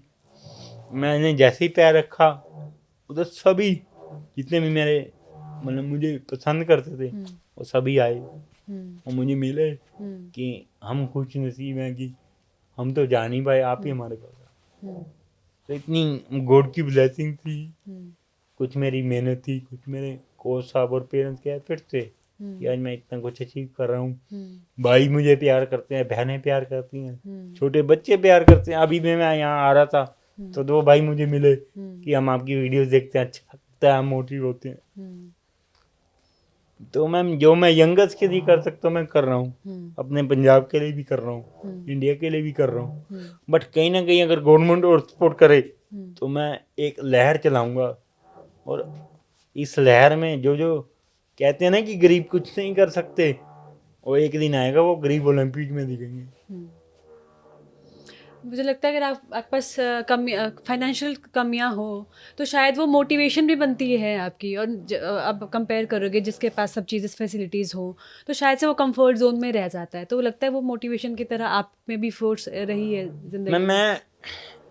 मैं आपको एक एग्जांपल बताता हूँ। हम्म, एक बच्चा है, हम्म, उसके पास उसके साथ लगातार चीटिंग हो रही है, हम्म, वो हार रहा है, हम्म, जान के हरवा दिया जाता है फाइनल में जा, हम्म, फिर वो हार रहा है, हम्म, लगातार 3-4 साल बाद वो हार गया। हम्म, अब उसके पास कोई सपोर्ट हम्म, करने वाला नहीं है। हम्म, जब उसके पास कोई सपोर्ट करने वाला आ गया हम्म, तो वो स्ट्रोंग हो जाएगा। हम्म, वो कहेगा कि अब मुझे हार के दिखाओ। हम्म, वो हो गई, उसकी एनर्जी पूरी और विल पावर हो गई स्ट्रोंग। हम्म, चाहे आप उसको सपोर्ट करो भी ना, हम्म, अगर आप इतनी भी बात बोल दो ना, हम्म, मैं गारंटी देता हूँ गोल्ड लेके आएगा। हम्म, सिर्फ पे पुश करने की जरूरत है। हम्म, फाइनेंशियली स्ट्रोंग, अब देखो, एक पेरेंट्स की इनकम ही 10-12 हज़ार है। हम्म, अब कोच की फीस ही इतनी है, हम्म, कोई 5 हज़ार लेता है, कोई 3 हज़ार लेता है। हम्म, तो वो बेचारे क्या करते हैं, अपने बच्चों को समझाते हैं कि नहीं बेटा, हम्म, यहाँ घर पालेंगे आपको पालेंगे। हम्म, तो थोड़ा कोचों को भी सर्टिफाई करना चाहिए हम्म, कि आप प्लीज, अगर आप हो सके तो ऐसे कुछ बच्चे अडॉप्ट कर लें, हम्म, वो आपकी इमेज बढ़ाएंगे ना कि डाउन करेंगे। हम्म, तो कोचों को थोड़ा सोचना चाहिए कि कुछ ऐसे बच्चों को अडॉप्ट किया जा सकता है। हम्म, अब मैंने भी तो 30-35 करी ही है, हम्म, मैं भी कर रहा हूँ, आप भी कर सकते हो। हम्म, और एक और आपको बता देता हूँ, मेरी जो क्लास है पूरे पंजाब में एक इकलौती क्लास है कराटे की जो फ्री चल रही है, हम्म, और ये लाइफ टाइम चलती रहेगी। हम्म। चलो, आई होप सो आपको इतने सोर्सेज और बन जाएंगे इनकम के कि आप यहाँ पे दे पाओ चीज़ें, है ना। जी मैम। तो सर आपने इतने सारे मेडल जीते हैं, तो आपका सबसे स्पेशल और मेडल कौन सा है बताइए। देखिए मैम, एक स्पोर्ट्स पर्सन के लिए ना सभी मेडल स्पेशल होते हैं, क्योंकि उसके पीछे उनकी दिन रात की मेहनत होती है। हम्म, तो वो सभी मेरे लिए स्पेशल ही हैं। हम्म, हाँ, उसमें इंटरनेशनल मेडल्स 19 है, हम्म, और 19 मेडल्स मैंने भी किए हैं हम्म, डिफरेंट डिफरेंट कंट्रीज में। हम्म, उसमें जो ऑफिशियल मेडल हैं, हम्म, उसमें 2 एशियन चैम्पियनशिप्स हैं और 2 कॉमनवेल्थ हैं और वर्ल्ड चैम्पियनशिप। ओके। तो सर टूर्नामेंट की, किसी भी टूर्नामेंट नेशनल और इंटरनेशनल की, कोई फनी स्टोरी जो आप अभी भी याद करके हंसते हो। फनी स्टोरी में हम, हाँ इतना है कि एक बार हम मलेशिया जा रहे थे, जहाज से डर लगता था। हाँ, तो फर्स्ट टाइम ट्रैवल करना था जहाज में, तो अब मेरे साथ सीट वाले साथ पे बैठे थे, वो जैसे ही वो उड़ा मैंने उसका हाथ पकड़ लिया। ओह, अच्छा, वो कह रही ये क्या कर रहा है, मैंने मेरे को डर लगता क्योंकि अकेला ट्रैवल कर रहा था, अच्छा, कोई था भी नहीं संग में। तो हाँ, उसने मेरे को बताया कि नहीं नहीं ऐसा कुछ नहीं होता। हाँ, वो जब 30,000 फीट पे गया था, मैंने खिड़की खोली, मैंने कहा ले भाई आज नहीं बचते, आज काम खत्म है। फिर मैंने वो एयरपोर्ट में मुझे बिठाया आराम से, कह रही सर कुछ नहीं होगा, आप बैठे इजी बैठे रहिए। हाँ। मैंने, मैडम अगर गिरे यहाँ से कुछ बचेगा? मैडम कह रही ऐसा कुछ नहीं है, आपको देख के मुझे भी डर लग रहा हो। अब तो नहीं लगता डर? नहीं मैम, हम नहीं। नहीं, अब नहीं लगता डर। ठीक है। सर अपनी ट्रेनिंग रूटीन के बारे में बताओ, कैसे आप दिन की शुरुआत करते हैं, अपने को फिजिकली फिट कैसे रखते हैं, मेंटली फिट एज वेल। सुबह मैम 6 से 7 बच्चों की ट्रेनिंग होती है, उसके बाद योगा क्लासेस, फिर उसके बाद वही ड्यूटी टाइम हो जाता है 9 से 5। तो उसके बाद फिर शाम को क्लास होती है 5 से 6। हाँ, उनमें डाइट्स लेते हैं, डिफरेंट डिफरेंट डाइट्स, क्योंकि मैं वेजिटेबल हूँ। तो सुबह वेजिटेरियन बोलो। रुको फिर। अगर आपने अपने, हाँ, जैसे वही सुबह उठे, एक एक दलिया हो गया, तो उसके बाद फ्रूट्स, जूस, बनानास, अगर आपने फैट बढ़ाना है, अगर बम करना है तो ब्लैक टी। तो उसके बाद वही घर की रूटीन, सैलेड्स हो गए, गर्मी में दही, दूध, लस्सी, छाछ, ये चीज़ें। मतलब डिफरेंट, हर एक स्पोर्ट्स का ना डिफरेंट डिफरेंट डाइट्स प्लान होते हैं। अगर आपने बॉडी बिल्डिंग करनी है तो उसमें आपको 2-2 घंटे बाद कुछ ना कुछ खाना पड़ता है। अगर आपने कोई और गेम करनी है तो उसकी डिफरेंट डिफरेंट डाइट्स। मैंने भी बॉडी बिल्डिंग की है, बट वो मैम वो ज़्यादा, मतलब हाई प्रोफेशनल गेम है। उसके अंदर वही हमको बोला ना कि स्टीरॉइड्स वगैरह लेने पड़ते हैं, बट अगर मैं कराटे कर रहा हूँ तो उसमें स्टीरॉइड्स मैं ले नहीं सकता। अच्छा। तो डिफरेंट बहुत है। एक अब आप एक गेम को लेके अब क्या बताऊँ आपको कि गेम में क्या क्या हो रहा है। एक गेम है जिसकी अगर आप कॉस्ट लगाओ तो उसकी राइफल ही 3.5 लाख रुपए की है। अच्छा। जब शूटिंग करते हो उसकी राइफल 3.5 लाख रुपए की। कई बच्चे अवॉर्ड कर पाते हैं, कई नहीं कर पाते। जो सबसे इजी गेम है वो है चेस। और कई बच्चे कहते हैं कि चेस नहीं कर सकते। कई गेम्स हैं बट ठीक है, अगर आपको स्पोर्ट्स करनी है तो आप जरूरी नहीं है कि अपनी गेम करो। आप फिजिकल फिटनेस के तौर पे आप स्पोर्ट कर सकते हो। जरूरी थोड़ी ना कि आपने, अब मैं गया था, मैंने ये थोड़ी सोचा था कि मैं कराटे में परफेक्शनल हो जाऊंगा। मैं तो फिट होने गया था, तो मैं फिट हुआ। मेरे गुरुजी ने बोला कि आप करो, मैंने ट्राई किया और उनके आशीर्वाद से आज मैं बैठा भी हूँ, कुछ अचीव कर रहा हूँ। तो सर अपनी पर्सनल और प्रोफेशनल लाइफ को बैलेंस कैसे करते हो? मैं पर्सनल लाइफ में कभी, देखिए स्पोर्ट्स का ये होता है कि उसकी कोई पर्सनल लाइफ ही नहीं होती। पहले तो उसका सुबह से लेकर शाम तक मिलिट्री वाला काम होता है। अगर आप स्कूल में पढ़ रहे हो, सुबह 5 से 6 कराटे क्लास, उसके बाद घर गए, 7 बजे स्कूल निकल गए, 8 से 2 स्कूल लगाया, फिर 2 घंटे आराम, फिर ट्यूशन, फिर कराटे क्लास, फिर घर। तो ये मतलब रूटीन है। शादी के लिए टाइम नहीं है आपके पास? अभी मैम कभी अभी सोचा नहीं सोचा शादी नहीं? के लिए। हाँ, अगर कोई अच्छी लड़की जो मुझे मेरे टैलेंट को देखे, मेरी बॉडी को ना देखे, उसके साथ जरूर करूँगा। और आप लोगों से वादा करता हूँ बिना दाज दहेज के करूँगा, क्योंकि मैं नहीं चाहता कि कोई किसी पेरेंट के ऊपर बोझ बने उसकी लड़की। नहीं, मैं करूँगा जरूर, बट फिर दे पाओगे टाइम उसको? प्रॉपर। क्योंकि देखो, एक शादी है वो तो आपकी लाइफ का एक पार्ट है, वो होना ही होना है मैम। और उसके बाद आपकी फैमिली एक अलग फैमिली बन जाती है। सबसे पहले आपके पेरेंट्स है, वो भी आपकी फैमिली। मैं अपनी मम्मी को पूरा टाइम देता हूँ जब मेरे पास टाइम होता है। अब सैटरडे संडे आज मैं यहाँ आया हूँ, नहीं तो मैं 2 दिन अपनी मम्मी के पास रहता हूँ। मम्मी के साथ रिलेशन कैसा है आपका? बहुत अच्छा। मैं कहता हूँ कि अगर हर जन्म में मेरी माँ बाप यही रहे, यही मेरा भाई रहे। छोटे भाई का सहारा है मुझे, जिसने मेरी अभी तक सपोर्ट की और कर रहा है मेरे साथ। अगर मुझे कोई कहता है तो वो लड़ जाता है कि तूने मेरे भाई को बोला क्या। तो मैं लकी हूँ कि मुझे इतनी अच्छी फैमिली मिली जिन्होंने मुझे डिसेबल नहीं समझा। नहीं तो बहुत आए बहुत गए होंगे। मैं मतलब खुद को इतना लकी समझता हूँ कि मेरे पेरेंट्स ने मेरी ऐसी केयर की कि आज मैं दूसरों के काम आ रहा हूँ, दूसरों की लाइफ बचा रहा हूँ, डिप्रेशन से निकाल रहा हूँ। जो नशे करते हैं उनको नशे छुड़वा के अच्छी एक मोटिवेशन लाइफ की तरह लेके जा रहा हूँ। सर ऐसे केसेस आते हैं पर जो नशे की चपेट में बच्चे हाँ हो? मैम, मेरे पास कई केसेस आते हैं। मेरे पास अभी एक रिसेंटली कॉल आया था कि मेरा भाई ड्रग एडिक्टर है, तो मैंने आपकी वीडियो दिखाई, उसने ड्रग छोड़ दिया। तो मतलब कितना डिफिकल्ट होता होगा वैसे जो एडिक्शन में पड़ जाते हैं, और फिर उनको कैसे आप ट्रेन करते हो कि अगर उनको निकाला जाए इससे बाहर? मैम बच्चे जो एक्चुअली ना, जो डिप्रेशन और ये ड्रग एडिक्टर्स होते हैं, ये बेचारे मजबूरी में बनते हैं मैम। देखो, अगर आप, मैं हूँ लाइक, मेरे पास, मैंने इतना अचीव किया, मेरे पास जॉब नहीं है, तो जेन्युइन सी बात है मैं गलत रास्ता चूज करूँगा, मैं ड्रग की तरफ भागूंगा। तो आप कैसे बचे फिर आप इस रास्ते से?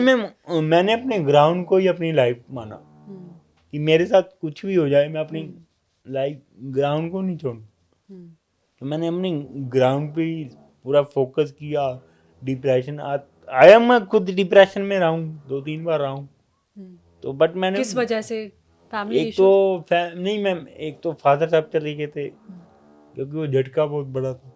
एकदम से हुआ वो? क्या से? जी, मतलब वो ना सब्जी का काम करते थे पापा, उनको फीवर हुआ, हाई फीवर।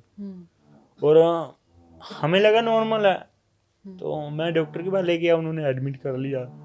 तो चेकअप वगैरह भी सब कुछ हुए, नॉर्मल रिपोर्ट थी, बट उनको आराम नहीं आया। तो मैंने हाई लेवल के डॉक्टर के पास लेके गया। तो मैंने भाई बाहर खड़ा था, मामा भी बाहर थे, मैंने एडमिट करा दिया। तो डॉक्टर ने मुझे अंदर बुलाया, मैं गया, डॉक्टर कह रहे बेटा इनके पास 48 आवर्स है। तो मैंने उनसे रीज़न पूछा इनको हुआ क्या है। तो उन्होंने बोला कि इनको मेजर डेंगू हो गया। और टाइम से पता नहीं चला। मैम वो ब्लड में नहीं आता, जो डेंगू के सिम्टम्स है ना वो ब्लड में नहीं आ रहे थे।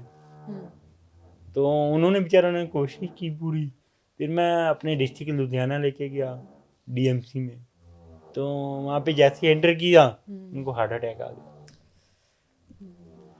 तो वो पल आज भी याद आते हैं तो रूह कांप जाती है, क्योंकि इन्हीं हाथों में उन्होंने आखिरी सांस लिया। वो एक ही बात कहते रहे कि घर जाना है, घर जाना है। तो मैं इतना बदनसीब था कि अपने बाप को बचा नहीं पाया। कुछ में मेरे अपने भी हैं नहीं, कहते नहीं कि अपने होते हैं, मेरे अपने होकर अपने नहीं है। मेरे चाचा मेरे ताया मेरे घर के पास रहते थे, वो नहीं आए। अगर वो आ जाते, देखो हम तो बच्चे थे, हमें इतना क्या पता था हॉस्पिटल की बारे में। अगर वो होते तो my father is not our पास, वो आज मेरे बीच में होते और ये सब कुछ मुझे जो उनका सपना था वो देख। बट कहते नहीं, चलो जो भगवान की मर्जी। But my mother is very strong, she is not asking me go to down. उन्होंने हमेशा मुझे पुश किया कि नहीं, तू सब कुछ करेगा एक दिन लाइफ में। बट ना, मैं एक रीज़न ये भी रहा कि मेरे फादर आपका सपना था कि मैं गवर्नमेंट जॉब पे जाऊं। आज 7 मंथ हो गए हैं, मैंने हर एक उस ऑफर, उस पैसे को ठोकर मार दी अपने पापा के लिए कि नहीं।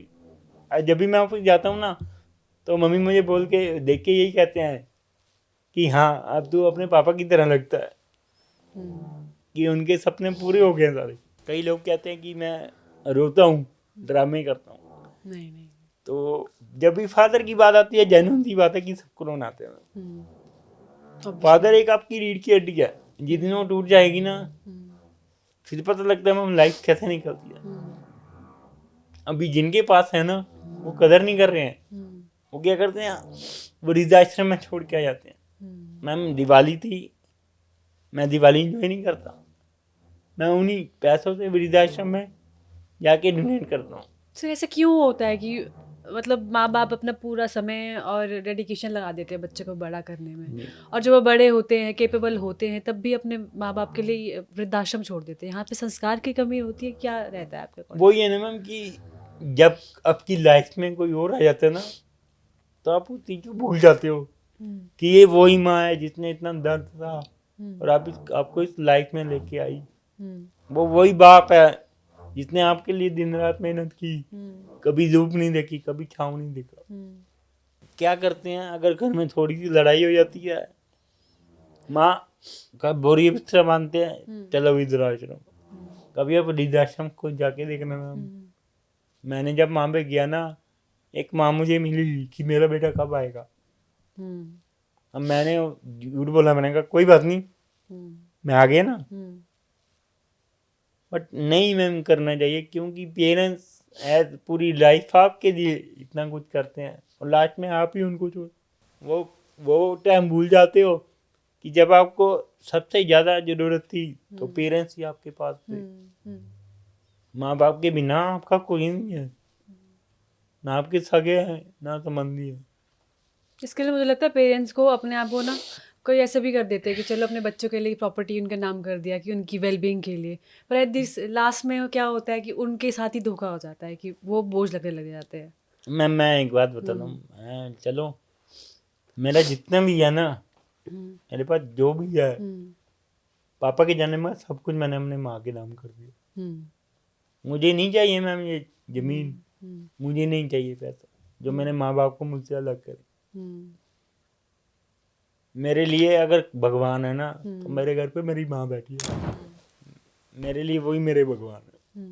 मैं मंदिर नहीं जाता, मैं गुरुद्वारे नहीं जाता, मैं अपनी माँ के पैर छूता हूँ, मुझे आनंद मिलता है। साक्षात देवी मेरे घर में बैठी है और मैं क्यों फिर दूसरों के पास जाऊँ। हाँ तो मैं भी गॉड पे बिलीव करता हूँ, पर अपना गॉड, घर का ही गॉड आपका नाराज हो आप जितनी मर्जी अगरबत्तियाँ लगा लो, दीवे जला लो, पाठ पूजा कर लो, कोई फायदा नहीं। पहले अपने घर में जो देवी बैठी है ना, उसको खुश करो। भगवान ने तो माँ को स्वर्ग जन्नत बोला है कि ये जन्नत है। आपको जितनी मर्जी टेंशन हुई ना, आप मम्मी की गोदी में सिर रख लेना, आपको पता नहीं लगेगा आपकी टेंशन कहाँ गई। सर, जो आपने टूर्स आपके बाहर रहे हैं, अराउंड द वर्ल्ड जो आपके टूर्स हैं, वहाँ पे कल्चर डिफरेंस कितना आपने फील किया और क्या क्या ऑब्जर्वेशन हुई आप? मैम, उनकी एक बात मुझे अच्छी लगी, वो लोग किसी पे डिपेंड नहीं है, वो इंडिपेंडेंट है। उनकी अगर आपको क्या बताऊँ, एक एग्जांपल बताता हूँ। मैं जिसके घर में रुका, उसके लड़के की उम्र 17 साल थी। नेक्स्ट डे उसका बर्थडे था। बर्थडे पे सरप्राइज पता क्या दिया? उनका टैक्सी भर के घर से जाओ जी, अब आप 18 साल के हो गए हो, रिस्पॉन्सिबिलिटी संभालो, अगला बर्थडे हम आपके घर में मनाए। ये बात अच्छी लगी। तो आपको लगता है यहाँ पे भी जरूरत है इस चीज की? क्यों नहीं है क्योंकि मैम? बच्चे थोड़ी ज्यादा स्पून फीडिंग हो जाती है क्यों उनकी, नहीं है है? ना? यहाँ पे बच्चों का क्या है, बच्चा रो रहा, उसको चुप तो क्या कराना, उसके हाथ में मोबाइल दे देते हैं कि तू देख। हाँ। आगे क्या होता था, अगर बच्चा रो रहा ना, मम्मी घूर देती थी, वो चुप हो जाता था। और अब काम करना होगा, बच्चा रो रहा, मोबाइल दिखा देंगे, फिर मोबाइल के चक्कर में वो खराब हो जाता है। फिर पूरी जिंदगी रोते हो कि मेरा बेटा ये हो गया, मेरे बेटे को। कहीं ना एक्टिविटीज कम होती जा रही हैं 21 सेंचुरी में। अब रोबोट अपनी जगह ले रहे हैं। क्यों ले रहे हैं? इंसान कम काम करते हैं। आप चलो, आप पंजाब में तो कभी, बट अभी हिमाचल के आपने वो टाइम देखा होगा जब खेतों में हम जाते थे, कितना मजा आता था। आज खेत है कहीं कहीं है। खेतों में जब वो आंटियां काम करती थी, ब्रदर्स काम करते थे, अच्छा लगता था, हम भी जाते थे। बट आजकल तो वो नहीं था। मैं अपने पंजाब की बात बताता हूँ। मेरी 34 ईयर्स की एज हो चुकी है। मैंने वो पंजाबी देखा है जब घर कच्चे होते थे, इकट्ठे बैठ के पूरा परिवार खाना खाता था, इकट्ठे जाना, इकट्ठे कहीं भी जाना, अपने घर के बड़े से परमिशन लेनी, फिर जाना। मतलब खेतों में जाते थे, मूली वगैरह, जैसे हम खेलने जाते थे तो वो काम करते थे खेतों में, खेती करते थे, इंजॉय भी आता था। कच्चे घर थे, लस्सी, दूध, छाछ, मक्खन, सब कुछ घर का था। ऑर्गेनिक था तो उससे हेल्थ, हाँ। अब आप जो खाना खाते हो, आप रोटी खाते हो, डॉक्टर्स ने तो इतना भी कह दिया कि ये स्लो पॉइजन है आपकी बॉडी के लिए। वो रियलिटी है। वो चीज रही कहाँ है? नॉन वेज अब कहीं खाते हैं, कहीं नहीं खाते। नॉन वेज में भी अब ये डॉक्टर से बोलते हैं कि अंडा वेज है। आपको क्या लगता है? आप बताओ, आपको क्या लगता है, वो वेज लगता है? फिर मैं तो डॉक्टर, कल को वो डॉक्टर भी बोलेगा कि मुर्गी भी वेज है। कल को वो डॉक्टर भी कहेगा कि मुर्गी वेज है, उसने कीड़े मकोड़े नहीं खाए, उसने फीड खाई है। अच्छा, नहीं ये तो दकियानू सी बात है। हाँ, कोई सेंस नहीं है उस बात वही है ना। अगर आपने खाना है, देखो कई हरी सब्जियां हैं, कई और चीजें, आप वो खाओ। बट कनक का डॉक्टर बोलते कि ये एक जहर है। हाँ, मैं मानता हूँ, चलो ठीक है। फिर अब खाएं क्या? फास्ट फूड वो मत खाओ, रोटी वो मत खाओ, फिर तो इससे बढ़िया आप जहर ही दे दो, खत्म हाँ, ही करो। इंस्टाग्राम पे तो बहुत डॉक्टर वही हैं तो आजकल, हर दूसरी रील पे अब मैं पेट की प्रॉब्लम से जूझ रहा हूँ। मुझे क्या हुआ, मैंने बचपन में जोर लगाया, डाइट पूरी मिली नहीं, तो अब मेरे पेट में प्रॉब्लम्स आ रही हैं। मुझे फ्लोटिंग की प्रॉब्लम है, मेरी आंतें हैं जो कमजोर पड़ गई हैं, क्योंकि अब ट्रीटमेंट चल रहे हैं। अब मेरा पेट फूल जाता है, कुछ खा पी लेता हूँ, लोगों को लगता है कि मेरा पेट फूला हुआ है, बट लोगों को रियलिटी नहीं पता मेरा पेट क्यों फूल रहा है। ये दिक्कत है। तो इसके लिए आपको क्या रिकमेंड करता है? लिक्विड डाइट कैसे, या मेरे को ना दूध से बनी हुई चीजें मना की, लैक्टोज इंटॉलरेंट हो? क्योंकि जब मैं कुछ चाय पीता हूँ, कॉफी पीता हूँ, या कोई दूध वगैरह चीज पी लेता हूँ, तो मुझे ब्लोटिंग शुरू हो, क्योंकि जो मेरी आंतें हैं वो एक्सेप्ट नहीं करती वो चीजें।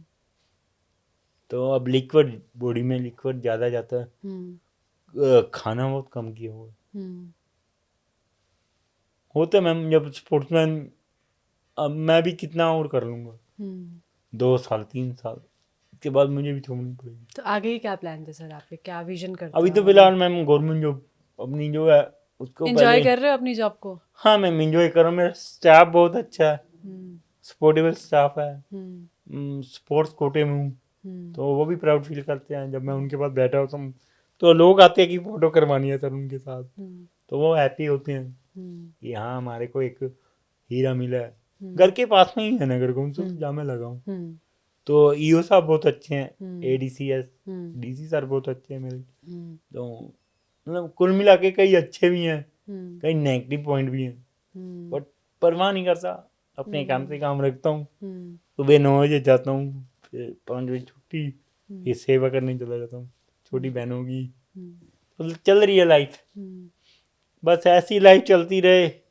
हेल्थ इश्यूज जो है वो लाइफ है, हम्म बॉडी है, हम्म दुख सुख लगे रहते। तो सर फ्यूचर में कोच बनने का सोचते, मतलब थॉट आता है कि अगर आप प्रोफेशनल कोच मैं बने? प्रोफेशनल कोच अभी तो वैसे ऑलरेडी हो, मैं वैसे आप अभी ट्रेनिंग तो फिर भी देते ही हो। ऑलरेडी तो हूँ, बट मैम जो ज्ञान हम्म जो ज्ञान है ना मैम, हम्म वो ज्ञान जितना ले सकते हो लेना हम्म चाहिए। हम्म मैं अभी अपने आप को प्रोफेशनल नहीं मानता, हम्म मुझ में भी कई कमियां हैं, हम्म जब तक वो क्लियर नहीं होंगी जब तक मैं अपने आप को प्रोफेशनल नहीं मानता। हम्म बट हाँ, मैं अभी एक फाइट शुरू कर रहा हूँ, हम्म जो जो कोचिज और जो रेफरी गलत करते हैं ना हम्म बच्चों के साथ, हम्म मैं उनको हम्म सबक सिखाने के लिए एक टीम तैयार कर रहा हूँ। हम्म जैसे ही उन्होंने गलत किया कोर्ट हम्म में घसीटूंगा, हम्म और ऐसा घसीटूंगा कि उनकी 7 पीढ़ियां याद रखेंगी।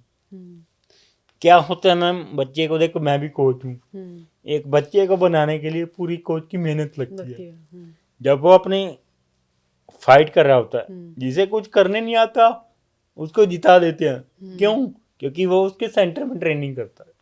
हाँ, ये तो बहुत गलत बात है यार, ये तो छोटे छोटे लेवल पे हाँ, भी सर होता है, मतलब। तो ये गलत है ना मैम। हम्म अब हम जैसे कोचों और बच्चे की मेहनत कहाँ गई? हम्म फिर बच्चा वहां से टूट जाता है। हम्म बच्चा फिर अगला कहता है कि भाई ऐसी गेम को करूंगा क्या, इससे चीटिंग हो रही है। तो उनके मनोबल को बढ़ाने के लिए क्या करते फिर हो मैं आप? उनको बोलता हूँ कि अपने आप को इतना क्लियर करो कि रेफरीज खुद आपको पॉइंट दें, हम्म इतना क्लियर करो आप अपने आप को।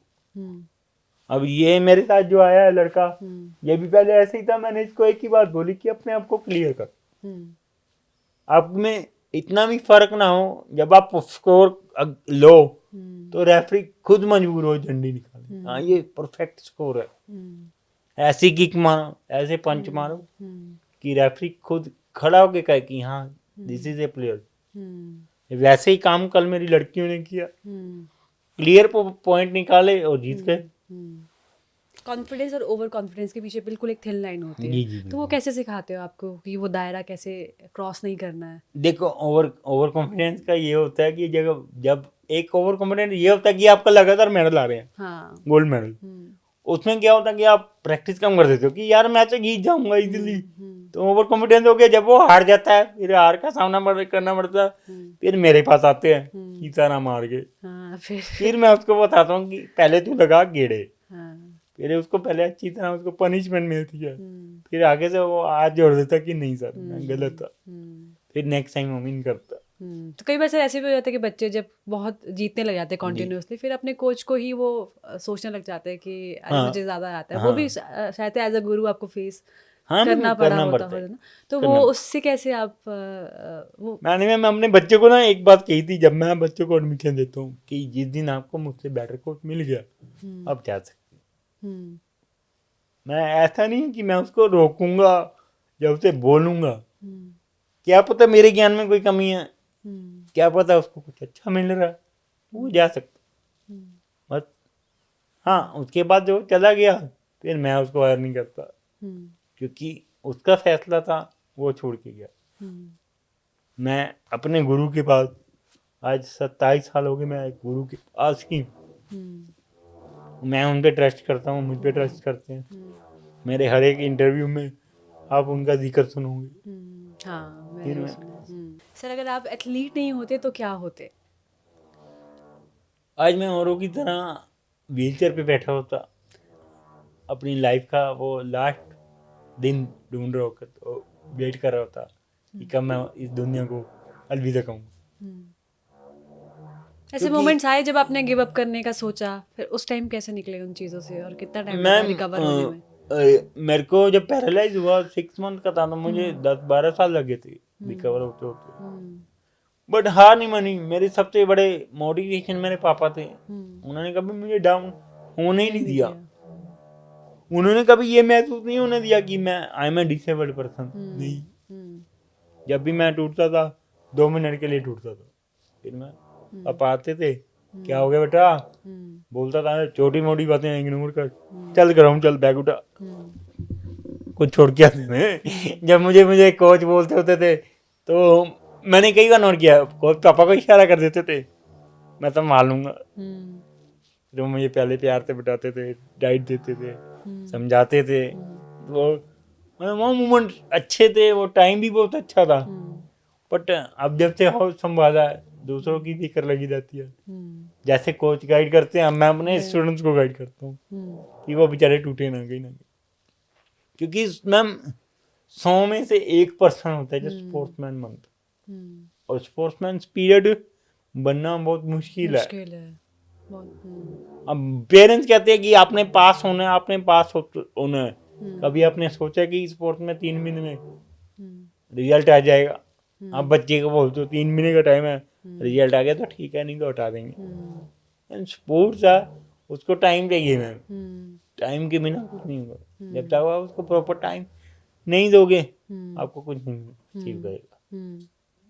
तो हर एक चीज को टाइम चाहिए मैम। सर, आप रिलैक्स होने के लिए क्या करते हो?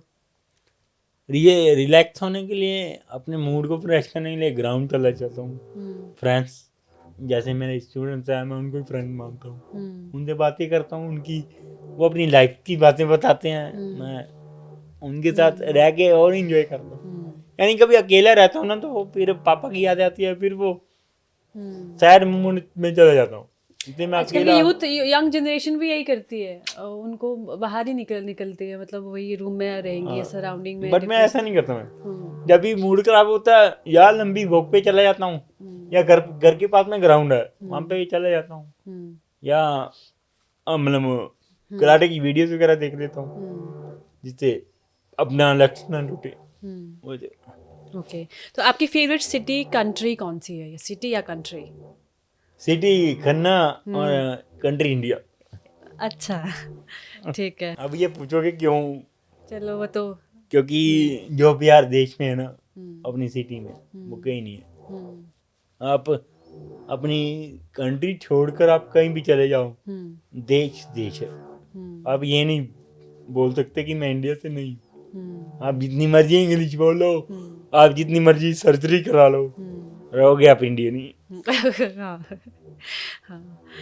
तो अभी तक का कौन सा कंपटीशन आपका सबसे फेवरेट रहा है? सबसे फेवरेट अभी ये वाला रिसेंट वाला, कॉमनवेल्थ में जब मैंने 2 मेडल लिए, मैंने अपने पट पे थापी मारी, एक बड़क मारी, वो वाला सिद्धू मूसेवाला। अच्छा, वो वाला अच्छा रहा अभी की, क्योंकि अपने आप में खुशी थी कि मैंने रिकॉर्ड बनाया। 2 मेडल लेके आया मैं अपने इंडिया, अपने पंजाब के लिए। सबसे अच्छा मोमेंट था वो लाइफ का। सर, एक फर्स्ट फेवरेट का राउंड करते हैं, ठीक है? मैं एक लाइन बोलूंगी, आपको उस पे वो बताना है कि आपका इमोशन क्या था उस टाइम पे, ठीक है? द फर्स्ट टाइम आपने मेडल पकड़ा, first medal. Feeling like wow. हाँ, ओके। कोई मेजर कंपटीशन जीतने पर क्या रिएक्शन था रहता है? शॉकिंग। शॉकिंग कि मैंने इतना अचीव कर लिया। हाँ, अच्छा। आपका फेवरेट स्पोर्ट्स पर्सन? तरुण शर्मा। तरुण शर्मा, अच्छा, ठीक है। आपके अलावा? नहीं हूँ मैम, शीशे में देख लेता हूँ। मैं अपना फेवरेट हूँ। ओके, अपने कोच और टीममेट्स के साथ की कोई फेवरेट मेमोरी? एक बार मैं मंसूरी गया था, तो वहाँ पे गर्ल्स हुई थी, तो मैंने, मेरे कोच ने उनकी मूंछें बना दी थी। कैसे? ब्लैक कलर के मार्कर से। जब उन्होंने एक दूसरे को देखा, तो वहाँ पे चीखें बज रही थी, ये क्या हो? अच्छा। तो ऐसे चलता रहता है, हम हंसते रहते हैं, कभी किसी का बैग उठा लेते हैं, कभी टिफिन गैप कर देते हैं, कभी एक दूसरे को टोंच मारते हैं, लाइट बंद करके चद्दर डाल के एक दूसरे की पिटाई करते हैं। अच्छा, आपकी भी हुई है? हाँ, मेरी भी हुई है तो। अच्छा, ठीक है। तो सर जब बड़ा कंपटीशन होता है ना, उसके पहले की प्रिपरेशन और जो प्रेशर होता है, उससे कैसे आप डील करते हो? देखो, कोई भी टूर्नामेंट है ना, उसको मतलब चलो ठीक है, एक बहुत बड़ा टूर्नामेंट है, हम्म, लेकिन अगर हम उसको टूर्नामेंट के हिसाब से देखेंगे हाँ, तो हम नहीं जीत पाएंगे। अच्छा, ठीक है। अपने आप को इतना फोकस कर लो कि वो भी वही जानता है जो मैं जानता हूँ, हम्म, तो हारने का सवाल ही नहीं पैदा होता, हम्म, क्योंकि वो लाइफ है। हार जीत इज योर पार्ट। अगर आपने बेस्ट किया तो आप जीतोगे, अगर आपका बेस्ट नहीं है तो आप नहीं जीतोगे। हम्म, तो इंजॉय करो, इंजॉय हम्म, मस्ती में रहो। मेडल तो 100% आएगा आएगा, क्योंकि आपने इतना मेहनत की हुई है, हम्म, इसलिए स्ट्रेस में मत जाओ। हम्म, जब मेडल आएगा उसके बाद पूरा इंजॉय करते हैं, कंट्रियों में जाके घूमते हैं। हम्म। सर सेल्फ डाउट और फियर ऑफ फेलियर आता है आपकी जिंदगी में बहुत आता है गेम्स मैम। के टाइम कई पे? बार क्या होता है कि गेम में जब पता लगता है कि हम सामने वाला इतना स्ट्रॉन्ग है, हम्म, तो कई बार डाउन हो जाता है सेल्फ, हाँ, कि यार अब इससे खेलेंगे कैसे। हम्म, फिर एक आइडिया आता है कि इसकी वीडियोस देखते हैं, हम्म। कहीं ना कहीं तो कमी मिलेगी, फिर उसकी वीडियोस देखते हैं, फिर उस पर काम करते हैं। वो तो आपके साथ भी होता होगा कि आपके पूरा होता है, ओपोनेंट्स करते हैं। पूरा। फिर? बट जब से डिसेबल्ड के लिए शुरू हुआ तो हमारी अब फाइट नहीं होती, हमारा एक काता होता है। काता मतलब? काता मतलब जैसे डांस में अब डांस करते बस, हम्म, वैसे एक मूव्स होते हैं। हम्म। अब जब यूट्यूब पे डालोगे ना अच्छा, हाँ, कराटे हाँ, काता, हाँ, वो काता। नॉर्मल भी करते हैं, वो प्यारा भी करते हैं, दोनों करते हैं। हम्म।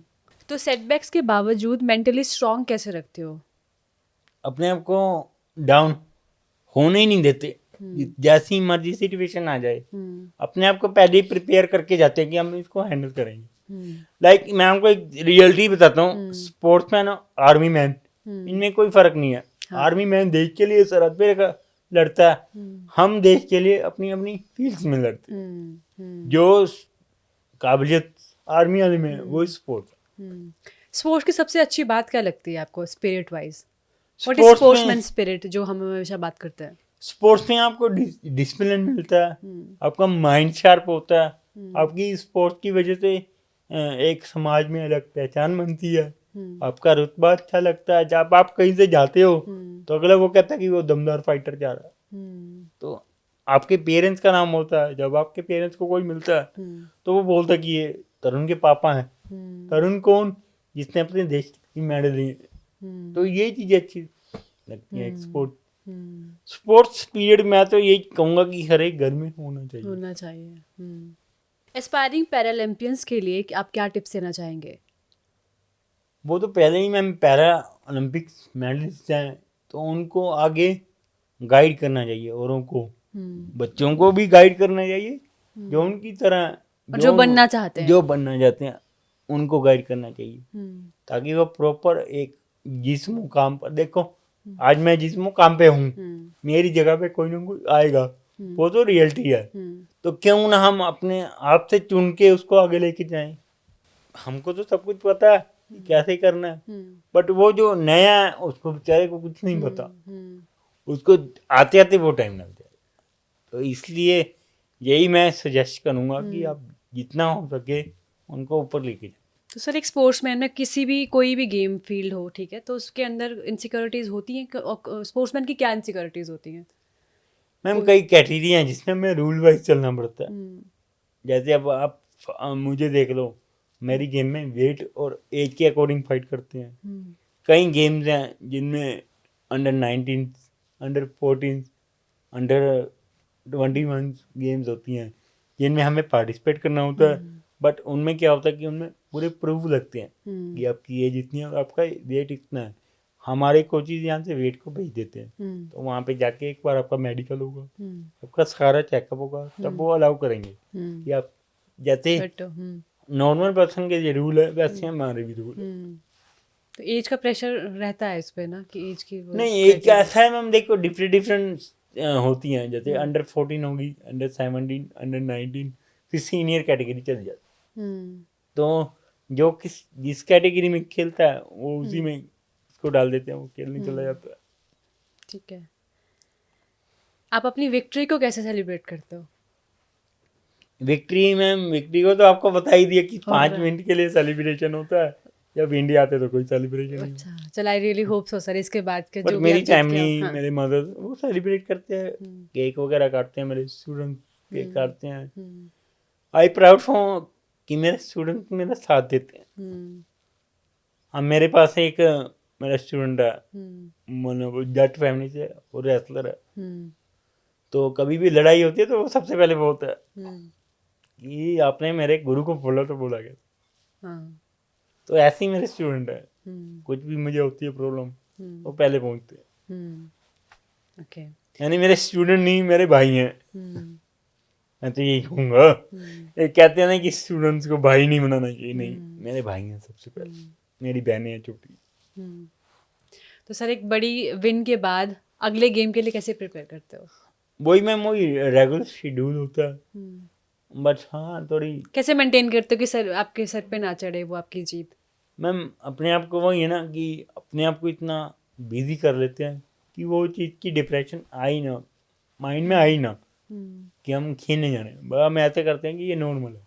हम्म, ठीक है। अगर आप कहोगे ना ये टफ है, ये टफ है, ये नहीं होगा, हम्म, तो नहीं होगा। हम्म, तो आपका दिमाग वो स्ट्रेस में आ जाएगा। नहीं अगर जीतते हो आप एक गेम आपने जीती एक हम्म। बड़ा मैच जीता है तो फिर उससे उस जीत से डिटैच कैसे करते हो आप अगली गेम के लिए?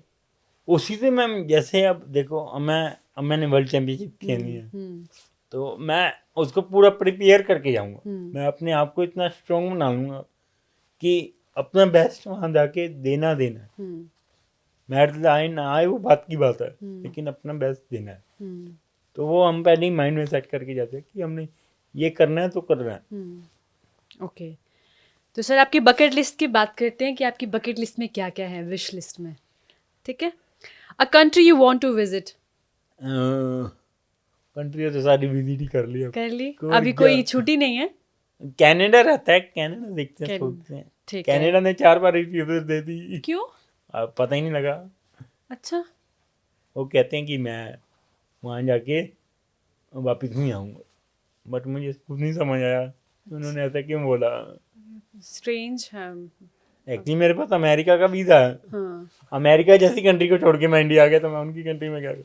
हाँ, अभी मेरा एक फ्रेंड मिला मुझे कॉमनवेल्थ में, हम्म, तो वो व्हील चेयर पे है। देखो आपको फ़र्क बताता हूँ कंट्री का। हम्म, उसके भी 2 गोल्ड मेडल आए, हम्म, उसको $31,000 मिला वहाँ पे, हम्म, और बिग सेलिब्रेट हुआ। हम्म, और मैं यहाँ आया, मुझे किसी ने भी नहीं विश तक नहीं की, कॉन्ग्रेचुलेशन आपकी मेडल। तो कहाँ पे कमी है सर? ये गवर्नमेंट की तरफ से कमी है या लोगों में अवेयरनेस नहीं है मैम आपकी देखो, कैटेगरी लोगों की? को ना आजकल पता क्या, लोगों को ये है कि स्पोर्ट्स में कुछ नहीं है। हम्म, रियलिटी बता रहा हूँ, हम्म, और है भी कुछ नहीं। हम्म, जब तक हमारा system, physical system. Physical system सही नहीं होगा, हम्म, तो कुछ नहीं होने वाला। हम्म, ये सिर्फ उनको आगे करते हैं जिनके पास पहले ही इतना पैसा है, हम्म, जिनके पास पावर है, वो बच्चों को आगे लेके जाते हैं। हम्म। हम जैसे को कौन पूछता है। तो सर आपको लगता है कितनी डिपेंडेंट है स्पोर्ट्स, कितना डिपेंडेंट है आपके फिजिकल फिटनेस पे? मैम देखिए, एक प्लेयर को बनने के लिए कम हम्म, से कम 8 से 10 साल लगते हैं। हम्म, 8 से 10 साल में वो प्लेयर बन जाता है। हम्म, जब वो सब कुछ अचीव कर लेता है, उसके बाद जब आपकी सरकार आपको बोलती है ना कि ये गेम हमारे अंडर नहीं है, हम्म, तो उसका दिल टूट जाता है मैम। हम्म, फिर वो क्या करता है, वो टूट के नशे की तरफ चले जाता है। हम्म, कई ऐसे मेरे को फ़ोन में वीडियोस आती हैं। एक बॉक्सर था, नेशनल प्लेयर, हम्म, उसको जॉब नहीं मिली, हम्म। उसने ड्रग का इंजेक्शन लिया और मर गया। ओह गॉड। गवर्नमेंट का तो कुछ नहीं गया, हम्म, जिसकी माँ थी उससे पूछो उसका क्या हाल हो रहा है। जो डिजर्व करता है मैम, उसको नहीं मिलता। हम्म, जब तक आप फाइट नहीं करोगे, हम्म, आपको कुछ नहीं मिलेगा। हम्म, इसलिए मैं बार बार बोलता हूँ कि आप अपने हक के लिए लड़ो, हम्म, तब जाके कुछ मिलेगा। Sir non sports related achievement जो आप सपना देखते हो स्पोर्ट्स के अलावा, सोच के अलावा कोई ऐसा क्या चीज़ आप अचीव करना चाहोगे? बस एक ऑफिसर लग जाऊं, ताकि मैं अपने स्पोर्ट्स एक स्पोर्ट्स नहीं, सभी स्पोर्ट्स प्लेयर्स की मदद करता हूँ। तो उसके लिए आप प्रिपरेशन ऑलरेडी कर रहे हो? हाँ मैम, मैं उसके लिए कर रहा हूँ। ओके। सर, एक आप लेगेसी क्या छोड़ना चाहेंगे? लेगेसी यही छोड़ूंगा कि पेरेंट्स अपने बच्चों को जितना हो सके ध्यान दें, उनकी टाइम टाइम पे ब्रीफिंग करें, उनसे बातचीत करें। और दूसरा, अपनी बहनों के लिए कहूँगा कि अगर जितना हो सके ब्यूटी पार्लर को छोड़ के मार्शल आर्ट्स गेम सीखें, ताकि वो अपनी लाइफ को बचा सकें। अगर आपकी लाइफ बचेगी तभी ब्यूटी पार्लर बचेगी। तो इतना ही कहूँगा कि गर्ल्स मार्शल आर्ट जितना तो हो वो सके भी, उससे तो पैसे कमा सकते हैं अगर फाइनेंशियल। हाँ, आप कोच लग उसके सकते साथ हो। साथ कर सकते हैं ना। जैसे आप पार्लर जाते हो, पार्लर में इतना वेस्ट करते हो, ठीक है, आपकी लाइफ है। वो कहते हैं ना, अच्छा, मुझे लगा आप बात कर रहे हो ब्यूटी पार्लर में जो लड़कियां होती हैं उनके लिए, नहीं जो ब्यूटी नहीं पार्लर नहीं, जाती जो हैं। ब्यूटी पार्लर जाती हैं, जैसे अच्छा। टाइम वेस्ट करती हैं, मनी वेस्ट करती हैं, हाँ। तो कईयों को बुरा भी लग रहा होगा, बट देखो मेरा फर्ज है अवेयर करना। नहीं, दो मैं आप देखो, आप एज अ ब्यूटी गर्ल मैं पार्लर, बोलूंगी दोनों करो नहीं आप। नहीं, आप ब्यूटी पार्लर जाते हो, हाँ। हाँ ठीक है, आपने भगवान ने आपको ब्लेसिंग दिया, आप सुंदर हो। कल को आप बाहर जा रहे हो, अकेले में आपको 4-5 लड़कों ने घेर लिया, क्या करोगे? उनके उनके मेकअप करोगे? नहीं नहीं। फाइट ही करोगे ना। तो इससे बेटर है कि आप 1-1.5 घंटा मार्शल आर्ट्स को भी दो, हाँ, मतलब दो बैलेंस बनाओ, ठीक है। ताकि अपने आप को सेफ रख सके। और आप क्या चाहोगे कि लोग आपको किस नाम, मतलब किस तरह याद रखें आपको? मुझे याद ना रखें, मुझे चलेगा। नहीं, वो तो रखेंगे वैसे। मुझे नहीं याद रखेंगे तभी चलेगा, बट अपने आप को, अपनी इंसानियत को याद रखें। सबसे पहले याद रखें कि मैं एक अच्छा बेटा बनूं, मैं अच्छा पिता बनूं, और एक अच्छा नागरिक बनूं। बस इतना मोटिव है। भगवान सबको खुश रखे। मेरी बहनें जल्दी जल्दी IPS ऑफिसर्स बने, पुलिस में जाएं, ब्यूटी पार्लर अवॉइड करें। अरे नहीं। जो रियलिटी है वो दिखाएं। ऑफिसर मेकअप ब्यूटी पार्लर नहीं जाती होंगी? नहीं मैम, जाती हैं, मैं मानता हूँ, बट देखो, आप IPS ऑफिसर बनने के बाद कितना प्राउड होगा आपके पेरेंट्स को, आपकी पूरी फैमिली को, कि मेरी बच्ची IPS बन गई। वही अगर आप ब्यूटी पार्लर 2 दिन बाद जाओगे, पेरेंट्स भी कहेंगे यार ब्यूटी पार्लर में रखा गया था। जाती हैं 15-20 हजार रुपये उड़ा के आ जाती हैं। ठीक है। नहीं, ये रियलिटी है मैम। तो पेरेंट्स की हेल्प करनी चाहिए। जो पेरेंट्स कहते हैं, एक बार देखो, दुनिया में आप किस पे विश्वास कर सकते हो ज्यादा? अपने पेरेंट्स पे। आपकी मैरिज हो जाएगी ना, तब भी आप मम्मी को फॉलो करोगे। क्यों? क्योंकि यू आर डिजर्व। आपकी मदर, आप पे बेटर ट्रस्ट कर सकते हो। हालांकि उतना आप हस्बैंड पे नहीं करोगे जितना आप मदर पे करोगे।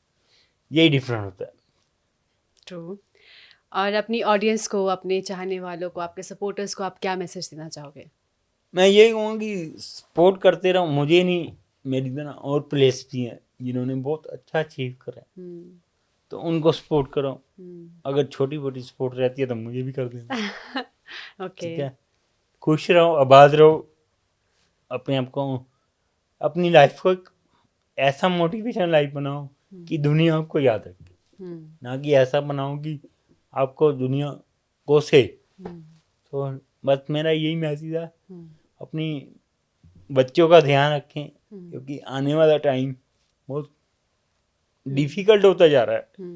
बच्चों पे स्टडी का बर्डन है, यंगर्स को जॉब का बर्डन है, पेरेंट्स को बच्चों का बर्डन है, तो बच्चों को पेरेंट्स का बर्डन है। ऐसी लाइफ, अब देखो, पहले क्या होता था कि लाइफ 100 150 साल होती थी, और आजकल 50-60 मुश्किल से। वो रीजन नहीं है कि हम खुश नहीं रहना।